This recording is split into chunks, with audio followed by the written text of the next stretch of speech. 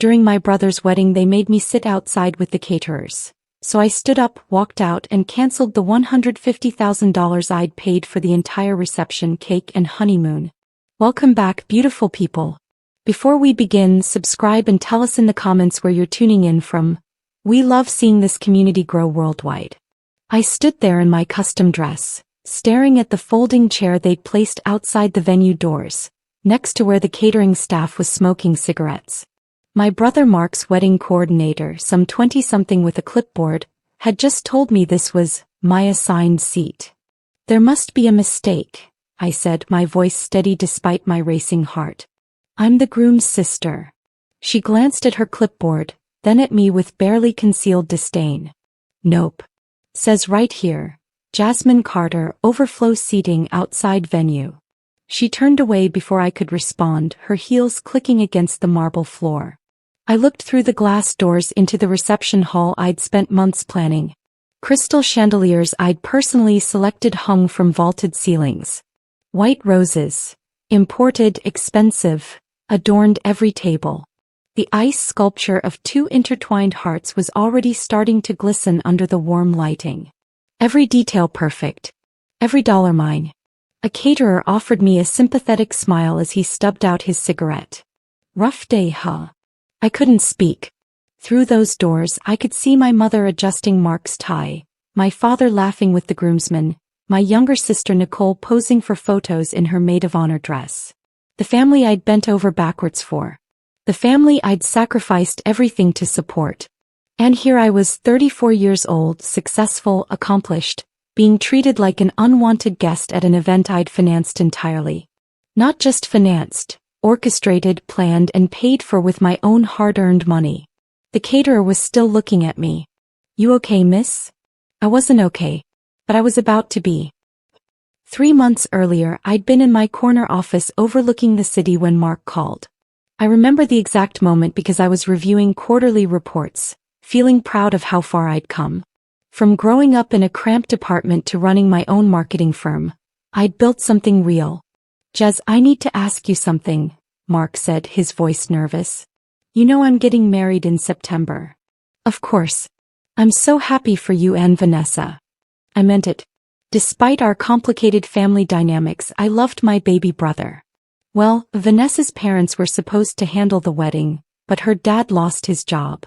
Construction industry took a hit. He paused. They're struggling, Jez.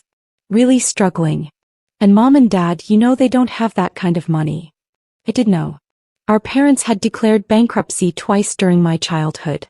Financial responsibility wasn't their strong suit. How much are we talking? I asked, though I already knew where this was going. The venue requires a deposit by Friday or we lose it. 15,000. His voice cracked. I wouldn't ask, but you're the only one who's made it, you know? You're successful. You've always been the strong one. The strong one. The reliable one. The one who sent money when Dad's car broke down, who paid for Nicole's community college tuition, who covered Mom's medical bills when she refused to get proper insurance. Mark, 15,000 is. Please, Jez. I'm begging you. This is my wedding. My one wedding. I'll pay you back, I swear. I should have said no. But he was my brother and I remembered him as a kid looking up to me with those big eyes. Okay, I heard myself say.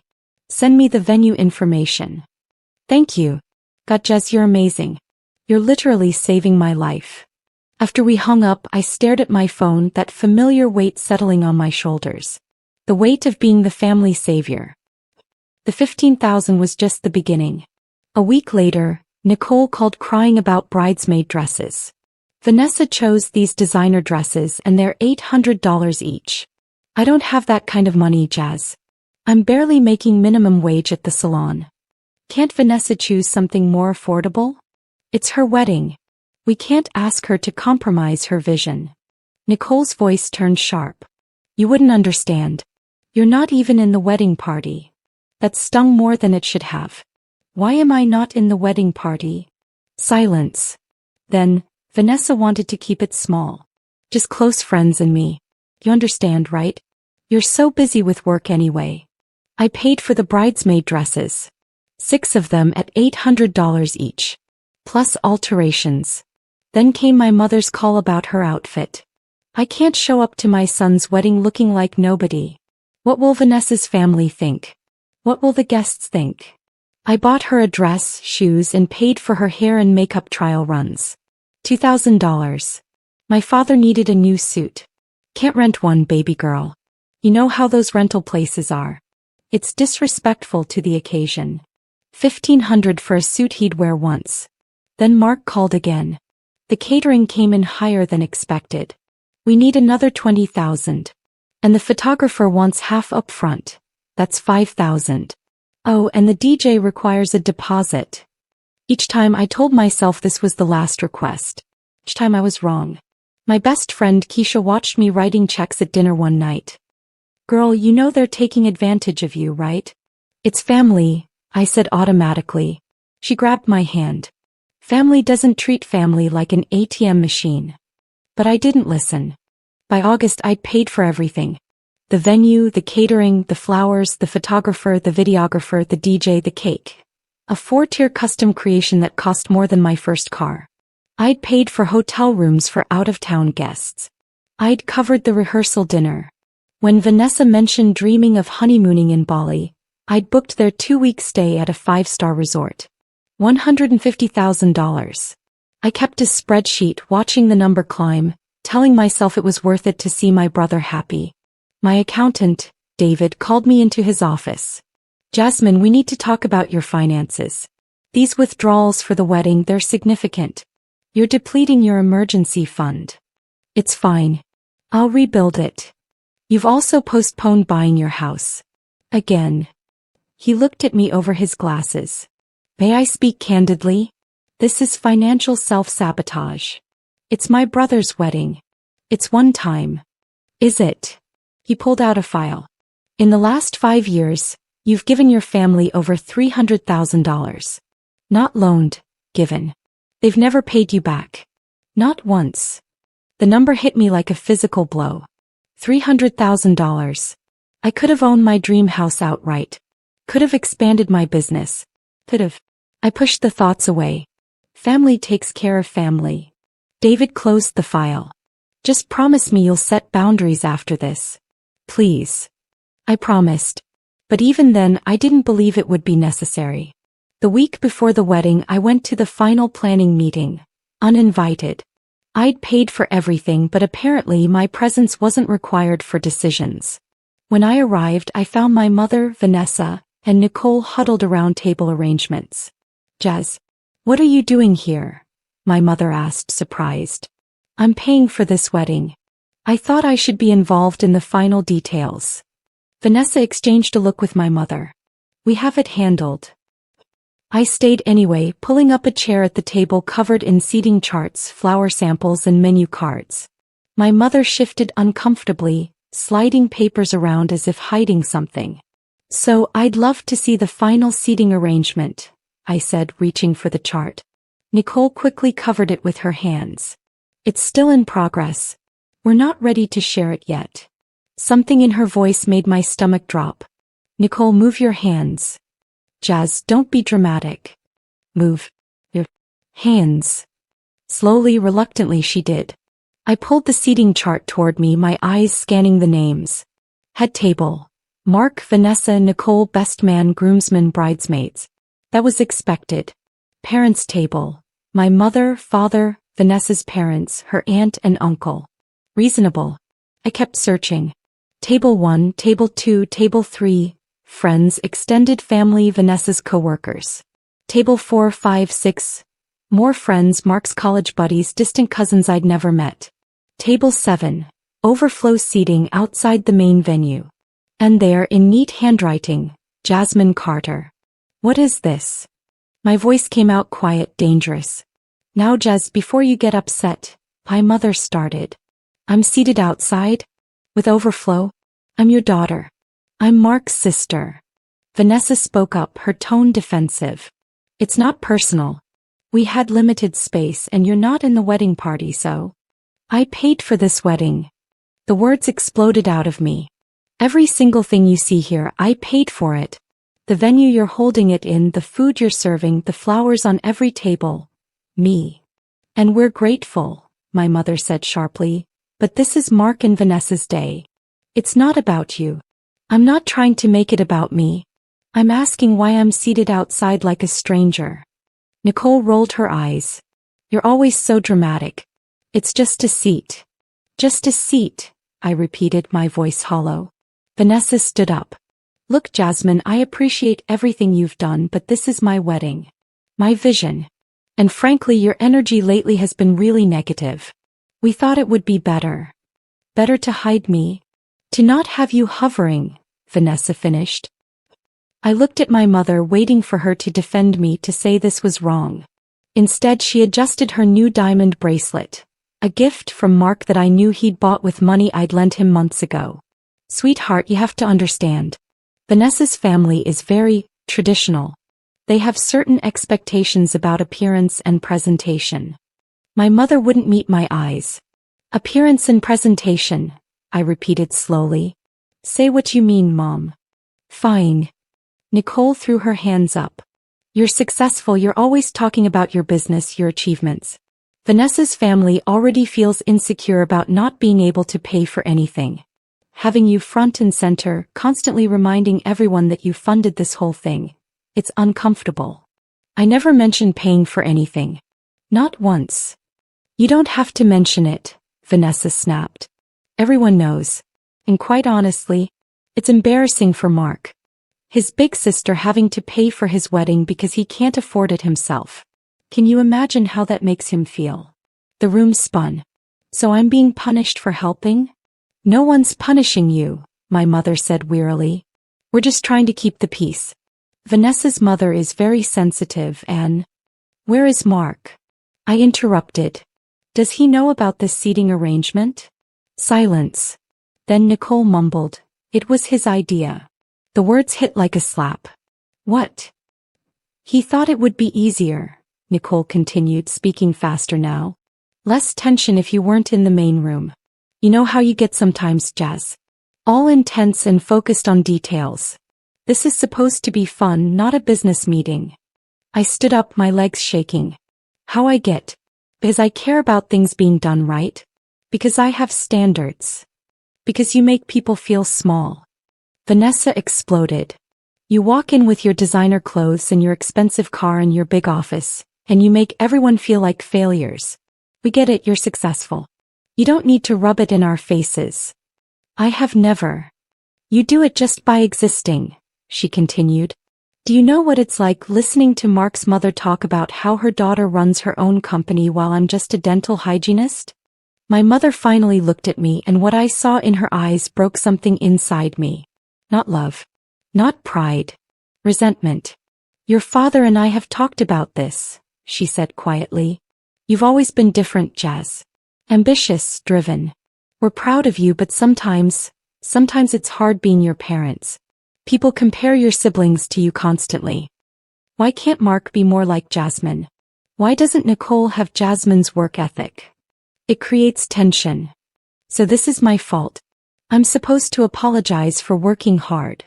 No one's asking you to apologize. My father's voice came from the doorway. I hadn't heard him enter. But you could be more mindful. More humble.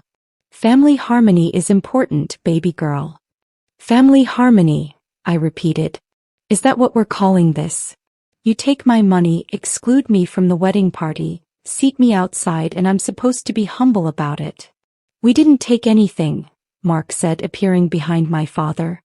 His wedding was in 5 days, and this was the first time he'd faced me in weeks. You offered to help. You begged me. You called crying about losing the venue. I asked for $15,000 for the deposit, he shot back. You're the one who insisted on paying for everything. You made it into this big gesture so everyone would know how generous you are, how you saved the day. Well, congratulations, Jazz. Everyone knows. And now you want to hold it over our heads. I felt like I was drowning. Hold it over your heads? I never mentioned it. You didn't have to, Vanessa said coldly. It's in every look every time someone thanks you. You love being the savior. It makes you feel important. Get out, my mother said suddenly. Jazz, you're upsetting everyone right before the wedding. This negativity is exactly why we made the seating decision we did. This is a planning meeting for a wedding I paid for. And we're grateful, my father said, his voice hard. But gratitude has limits. You're causing a scene. I looked at each of them. My mother, father, brother, sister, future sister-in-law. 5 people who should have loved me, protected me, valued me. Instead, I saw irritation, resentment, and impatience. Keisha was right, I whispered. What? Nicole asked. Nothing. I grabbed my purse. I'll see you at the wedding. The morning of the wedding, I woke up with a pit in my stomach. I'd barely slept, replaying that confrontation over and over. Part of me wanted to skip the entire thing, but I'd made a promise to Mark. Despite everything, he was still my brother. I'd commissioned a custom dress, emerald green silk that cost $3,000. I'd wanted to look beautiful, to feel confident.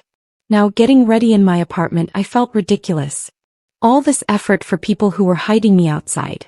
Keisha called while I was doing my makeup. You okay, girl? I'm going, I said firmly.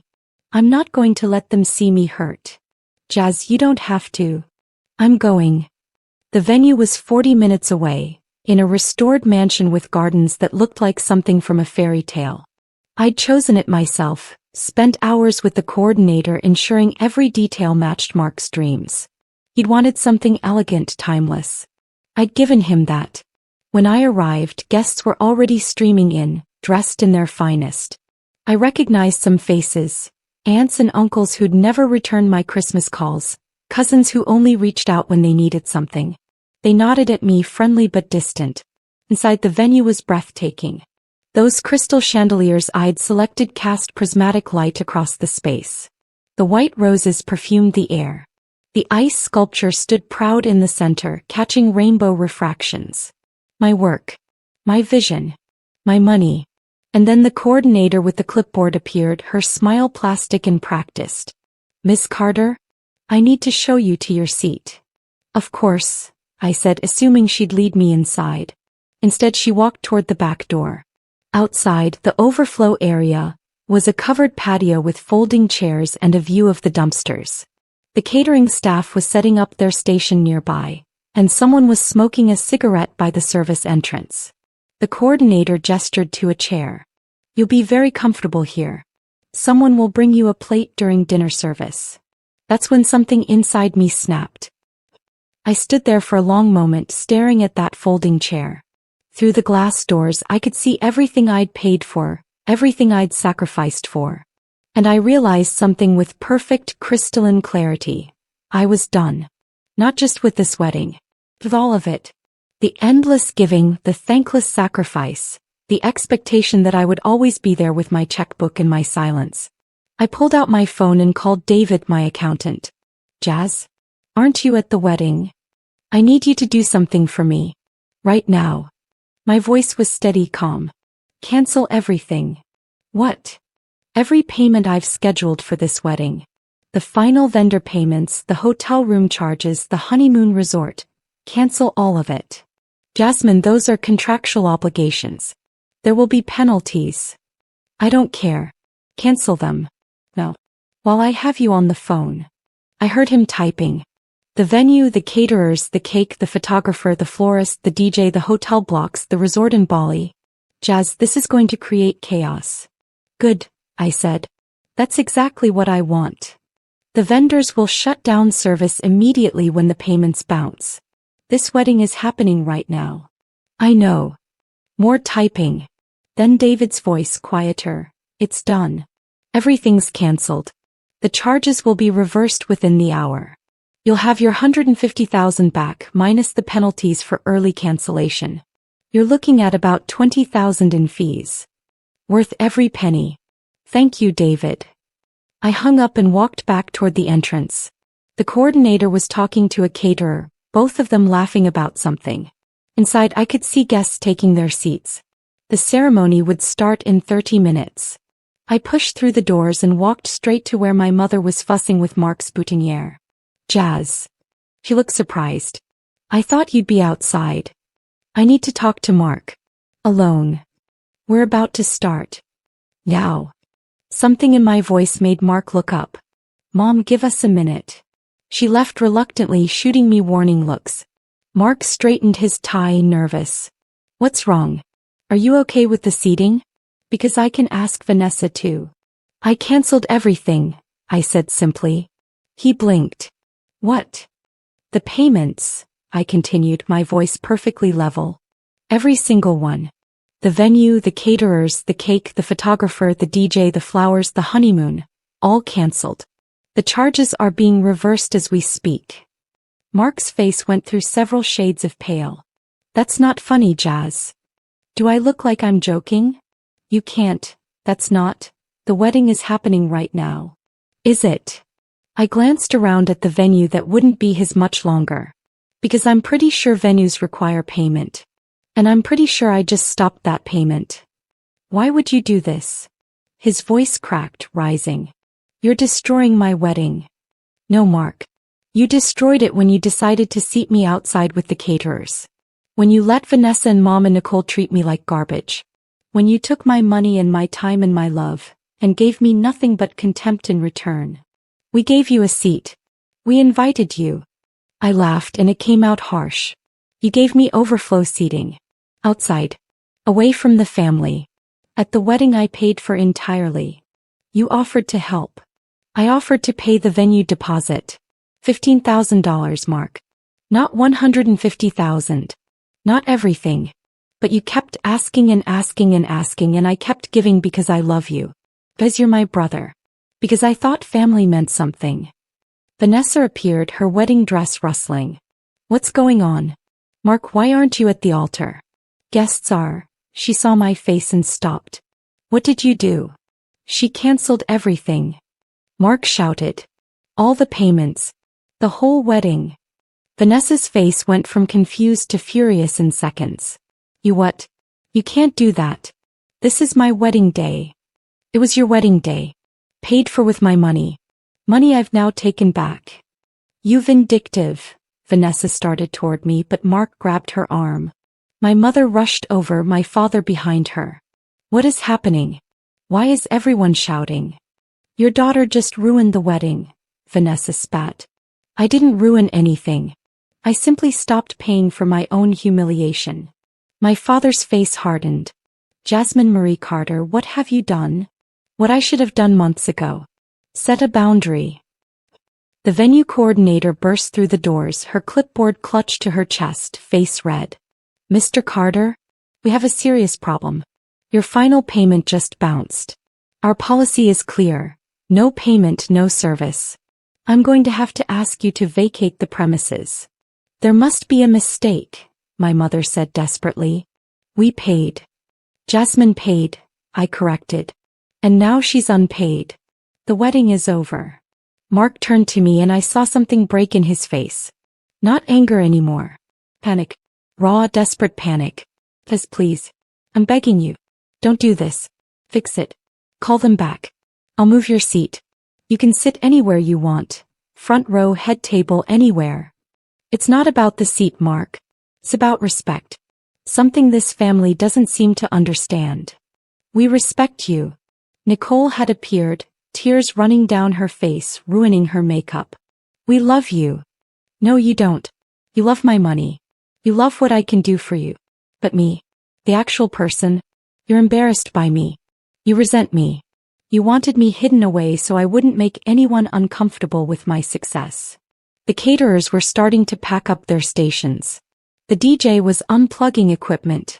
The photographer was arguing with someone on his phone. Guests were murmuring, confused, sensing something was terribly wrong. Vanessa's mother rushed over, her face mottled with rage. What is the meaning of this? Where is the food? Why is the staff leaving? Ask Jasmine, Vanessa said bitterly. She decided to destroy our wedding because we hurt her precious feelings. Hurt feelings. I turned to Vanessa. You told me I make people feel small just by existing. You said I rub my success in everyone's faces. You seated me outside. And when I dared to be upset about it, your response was to tell me I'm the problem. You are the problem. Vanessa screamed. Everything is always about you. Your money, your business, your achievements. Did it ever occur to you that not everyone wants to hear about how successful you are? That some of us are struggling? That some of us didn't get every advantage handed to us? Handed to me? I felt my own voice rising. I put myself through college working 3 jobs. I built my business from nothing. I earned everything I have. And you never let anyone forget it, my father said quietly. His words hit harder than Vanessa's screaming. Every conversation, Jazz. Every family dinner. My new client, my expansion plans, my investment portfolio. You made us all feel like failures. I was sharing my life. That's what families do. You were bragging, Nicole said. Constantly. And then you'd turn around and help us, writing checks like you were so much better than everyone else. You asked for help. All of you. Constantly. Because you made it clear that's all you're good for, my mother said, and her words made me step back physically. You don't know how to just be present, Jazz. You don't know how to just love without making it transactional. Every dollar comes with a reminder of how much you've sacrificed, how hard you work, how successful you are. That's not true, I whispered, but even as I said it, doubt crept in. Had I done that? Had I made them feel small? It is true, Mark said, his voice broken. Do you know what it's like being your brother? Everyone comparing me to you since we were kids? Why can't you be more like Jasmine? Jasmine got straight A's. Jasmine got a scholarship. Jasmine started her own business. I can never measure up, Jazz. Never. I never asked you to measure up. I just wanted you to try. To care about something besides the easy path. See. Vanessa gestured at me. Even now you can't help yourself. You have to get that dig in. You have to remind him he's not good enough. I looked around at all of them. My family, these people I'd loved and sacrificed for, and I saw the truth in their faces. They really believed this. They really thought I was the villain in this story. You know what the saddest part is? I said quietly. I would have done anything for you. All of you. I did do everything for you. And it was never enough. Because you didn't want my help. You wanted me to be less. To be smaller. To diminish myself so you could feel bigger. That's not fair, my mother protested. Isn't it? You took my money happily enough. But actually being proud of me? Actually celebrating my success? That was too much to ask. Guests were leaving now, confused and whispering. Vanessa was sobbing in her mother's arms. Mark stood frozen, his boutonniere wilting in his hand. My father wouldn't look at me. Nicole had turned her back entirely. Only my mother met my eyes, and what I saw there was complex. Guilt, anger, sorrow, and something that might have been understanding. Too late, but there. What do you want from us, Jazz? She asked tiredly. An apology? Fine. I'm sorry we hurt your feelings. I'm sorry the seating arrangement upset you. Can you fix this now? Can you save the wedding? You still don't get it, I said. This isn't about the seat. This isn't about the wedding. This is about 28 years of being the family's bank account. The reliable one. The strong one. The one who doesn't need anything because she has everything figured out. You do have everything figured out, Nicole muttered. No, I don't. I'm lonely, Nicole. I'm exhausted. I work 60-hour weeks to build something that matters, and you know what I wanted? I wanted my family to be proud of me. To see me. Really see me. Not my bank account. Me. We do see you, Mark said desperately. Please. I see you. You're my sister. My big sister. I love you. Do you? Because it doesn't feel like it. Feels like you love what I can provide. And the moment I couldn't provide it exactly how you wanted, I became disposable. The venue coordinator approached again, apologetic but firm. I'm sorry, but we really need everyone to leave. We have another event this evening. There is no event, Vanessa said bitterly. She destroyed it. I turned to walk away and Mark grabbed my arm. Wait. Please. What do I do? The guests are here. Vanessa's family flew in from 3 states. We can't just not get married. You can go to the courthouse, I said gently, removing his hand. That's what people do when they can't afford big weddings. They get married anyway because the marriage is what matters. Not the party. Not the ice sculptures. Not the imported roses. I wanted this day, he whispered. I wanted it to be special. I know. But you wanted it more than you wanted your sister. So now you have neither. I walked toward the exit, my heels clicking on the marble I'd paid for. Behind me, I heard Vanessa wailing, my mother trying to calm everyone, voices raised in argument and recrimination. Outside, the sun was setting, painting the sky in shades of gold and pink. It was beautiful. I'd been so focused on the wedding, I'd forgotten to notice the world around me. My phone rang. Hey, I answered. Are you okay? You sound weird.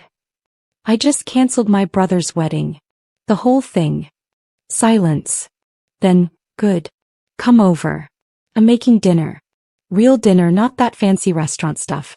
Just comfort food and wine and your best friend who actually loves you. I started crying then, standing in the parking lot while my family's world collapsed behind me.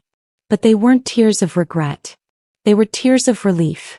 Of grief for what I'd thought I had and never did. Of mourning for the family I'd wanted but never really had. I'm on my way, I said. As I drove away, I didn't look back. Sometimes love means knowing when to leave. Sometimes strength means stopping the cycle. And sometimes the family you need isn't the one you're born into, it's the one you choose. I never spoke to any of them again. Mark and Vanessa got married at the courthouse 3 days later. No honeymoon. No reception. Just them and a judge. My mother called once 2 weeks later. I let it go to voicemail. She said I'd torn the family apart. That I was selfish. That I'd regret this. But 6 months later, sitting in my new house, the one I bought with the money I'd saved, I didn't regret anything. I regretted the years I'd spent trying to earn love from people who weren't capable of giving it. The lesson wasn't about standing up for myself at a wedding. It was about understanding that you can't set yourself on fire to keep others warm.